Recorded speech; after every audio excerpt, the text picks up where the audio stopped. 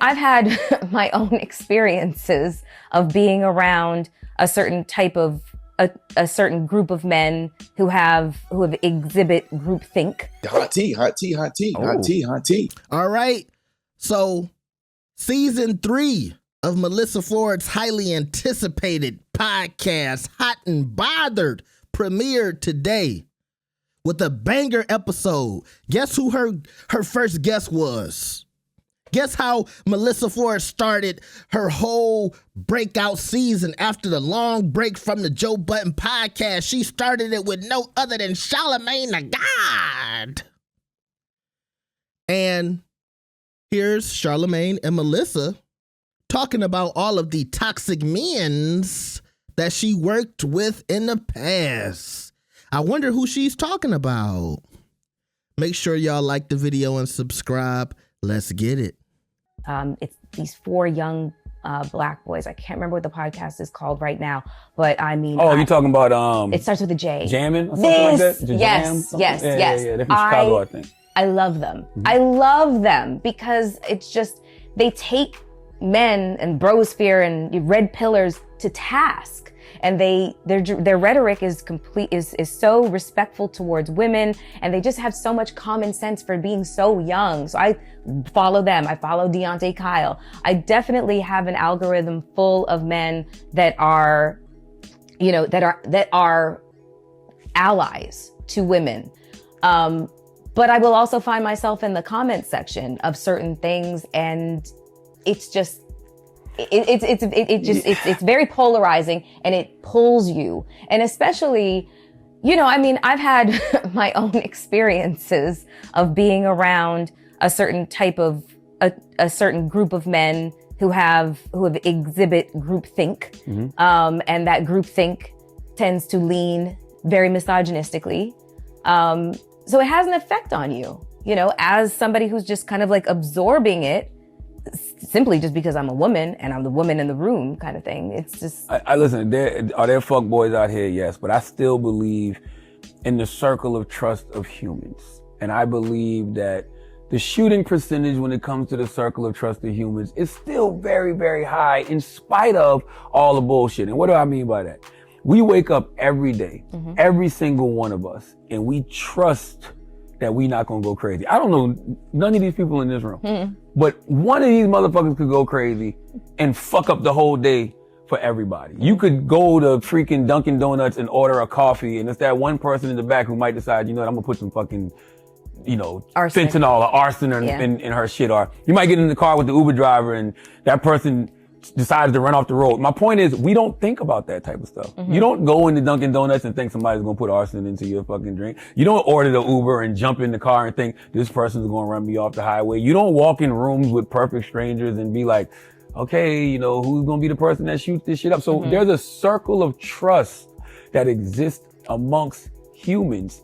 And in spite of all of the bullshit, we do pretty good mm-hmm. at making sure that all of us are safe and protected. Mm-hmm. So I can't base everything off, just the bullshit. Now, do I, raise my daughters with that mentality?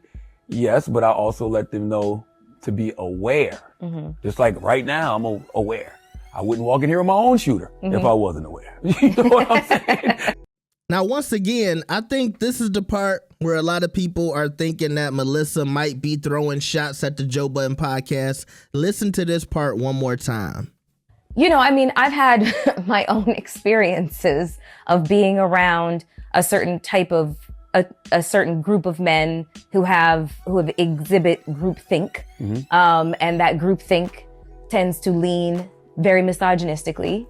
So it has an effect on you, as somebody who's just kind of like absorbing it simply just because I'm a woman and I'm the woman in the room kind of thing. It's just... yesterday when I put out the video and I said, hey, look, Melyssa might be working with Charlamagne the God. By the way, I don't know if this podcast confirmed whether or not Hot and Bothered is with the Black Effect Network. I'll check the website real quick. And upon some research, it looks like Melyssa Ford didn't sign to the Black Effect. Maybe her and Charlamagne are in talks. Maybe she still has some contract obligations to Joe Budden. Who knows? But it looks like she's doing her own thing for right now. But going back to what I was saying, when I put out the video yesterday, I saw a lot of women and even some men in the comment section saying that they felt like Melyssa was always dogpiled in certain conversations at the Joe Budden podcast. And I have to admit, I would agree.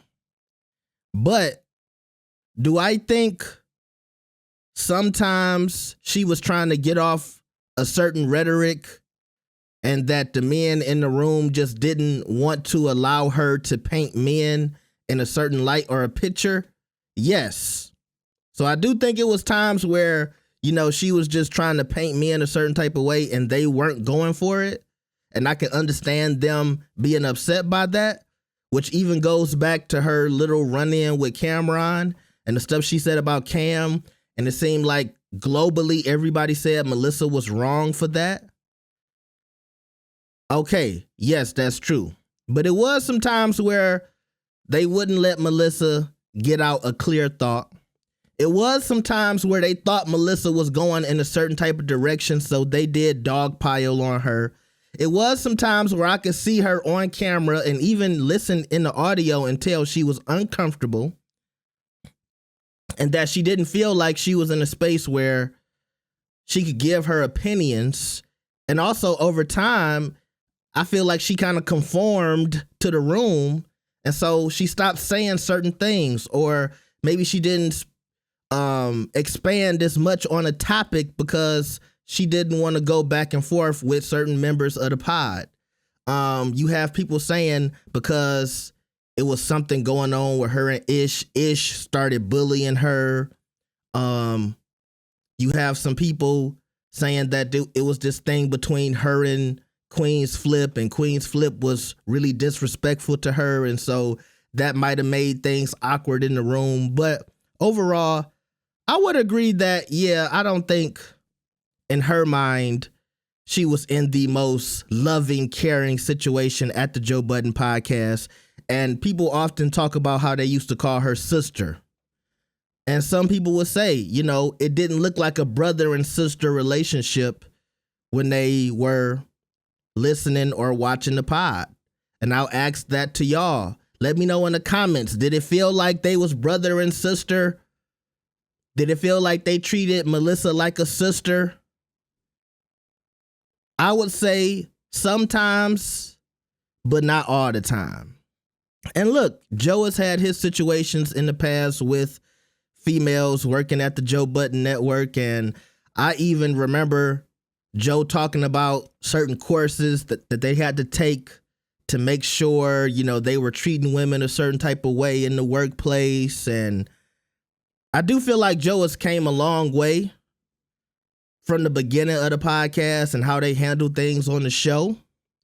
But I do think Joe should take some responsibility, and I think the rest of the pod should, by at least saying, hey, maybe sometimes we didn't facilitate the most comfortable workplace for this particular woman. I can't say for everybody, because when I look at Mona, who's up there now, don't call me white girl, and honestly, I'll just say it. I think Mona, with her street background, she comes in that room feeling like all of them dudes is lames and squares. Not from a success perspective, but when you from the streets and you could tell somebody else is not from the streets, that's how Mona is looking at everybody in that room. She's not intimidated by anybody on that podcast. You can tell by how she walks, talks, her swagger. She don't care about out talking somebody. She don't care about going back and forth with somebody. She don't care about yelling with Queen's Flip.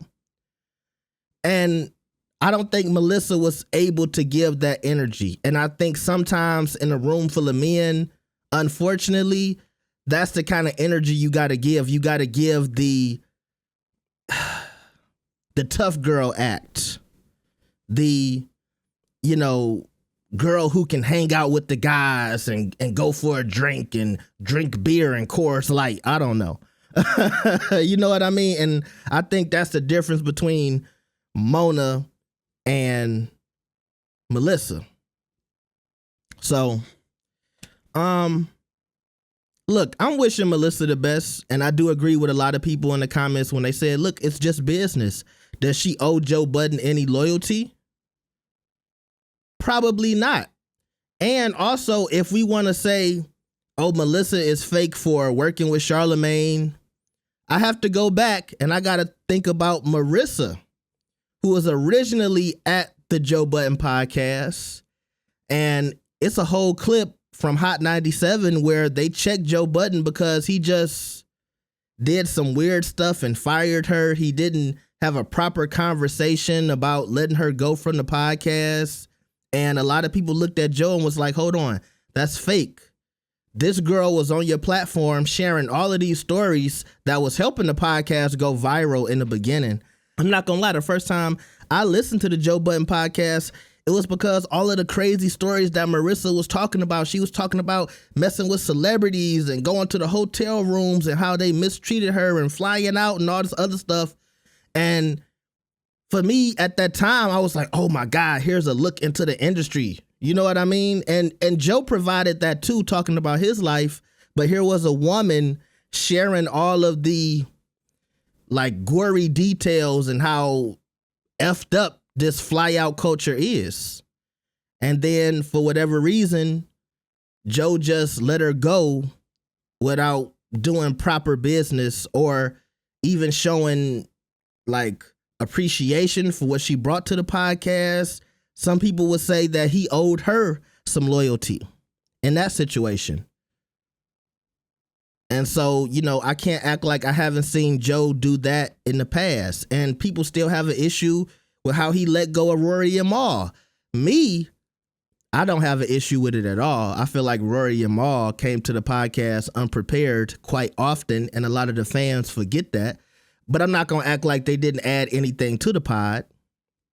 But still, we can say Joe has had a habit of not necessarily showing loyalty to past podcast members. So, y'all tell me what y'all think about this. Like the video and subscribe. I'll see y'all next time. Peace.